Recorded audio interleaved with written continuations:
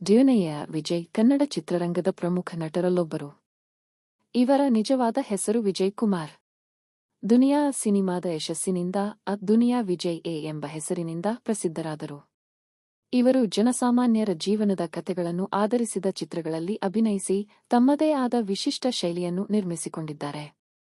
ದುನಿಯಾ ವಿಜಯ್ 20 ಜನವರಿ 1974 ರಂದು ಬೆಂಗಳೂರಿನಲ್ಲಿ ಜನಿಸಿದರು. ಸಾಮಾನ್ಯ ಕುಟುಂಬದಲ್ಲಿ ಜನಿಸಿದ ಅವರು ಬಾಲ್ಯದಿಂದಲೇ ಕಷ್ಟಪಟ್ಟು ಬದುಕು ಕಟ್ಟಿಕೊಂಡವರು. ಅವರ ಜೀವನದಲ್ಲಿ ಹಲವಾರು ಸಂಕಷ್ಟಗಳು ಬಂದರೂ ತಮ್ಮ ಕನಸನ್ನು ಬಿಡದೆ ಪರಿಶ್ರಮದಿಂದ ಮುನ್ನಡೆದರು. ಆರಂಭದಲ್ಲಿ ಅವರು ಸಣ್ಣ ಪುಟ್ಟ ಕೆಲಸಗಳನ್ನು ಮಾಡಿಕೊಂಡು ಬದುಕು ಸಾಗಿಸುತ್ತಿದ್ದರು. ನಂತರ ಚಿತ್ರರಂಗದತ್ತ ಆಸಕ್ತಿ ಬೆಳೆಸಿ ಅವಕಾಶಗಳಿಗಾಗಿ ಪ್ರಯತ್ನಿಸಿದರು.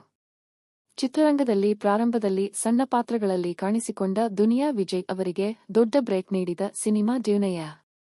ಈ ಚಿತ್ರದಲ್ಲಿ ಅವರು ನಟಿಸಿದಾಗ ಲೂಸ್ಮಾದ ಪಾತ್ರವು ಭಾರೀ ಜನಪ್ರಿಯತೆ ಗಳಿಸಿತು.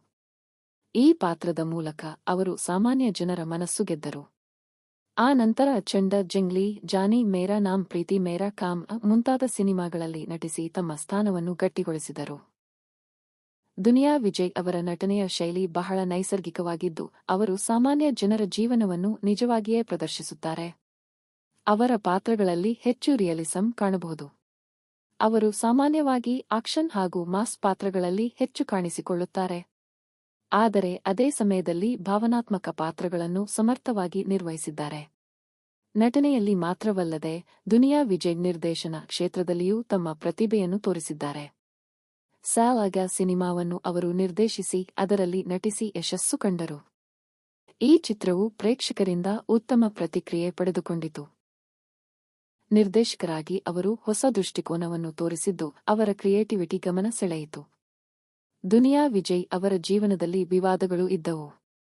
ಕೆಲವು ವೈಯಕ್ತಿಕ ಹಾಗೂ ಕಾನೂನು ಸಂಬಂಧಿತ ಸಮಸ್ಯೆಗಳು ಅವರ ವೃತ್ತಿಜೀವನದ ಮೇಲೆ ಪರಿಣಾಮ ಬೀರಿದವು.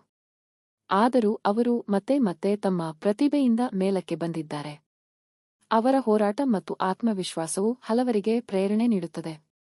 ಅವರ ವೈಯಕ್ತಿಕ ಜೀವನದಲ್ಲಿಯೂ ಅವರು ಕುಟುಂಬವನ್ನು ಬಹಳ ಪ್ರೀತಿಸುತ್ತಾರೆ.